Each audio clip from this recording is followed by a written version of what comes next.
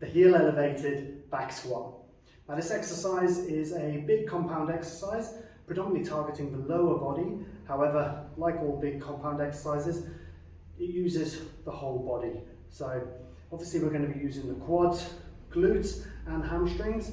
There's going to be quite a lot of activity going on around the calf muscles, but also we're going to be utilising a lot of stability around the core and shoulder blades. So the setup is very similar to a normal back squat.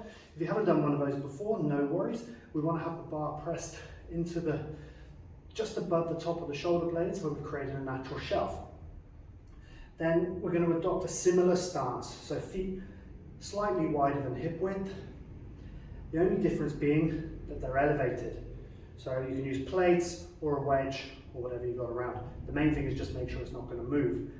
Now the reason we do a heel elevated back squat is to increase the knee dominance. So that means more knee flexion. And we can do this whilst maintaining a far more vertical torso compared to when we're squatting. It's important to note that if you do have a knee injury, this exercise might be quite demanding. So you want to make sure that you don't go too deep or work through any pain. However, it's a great exercise for strengthening the musculature around the knees. So it's a bit of a balance there. The programs will help guide you on that.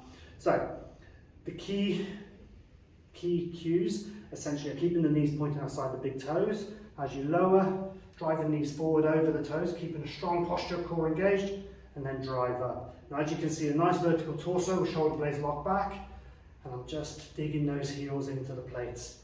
Firing up the core, glutes, and the quads are working of their own accord as the primary mover in this movement.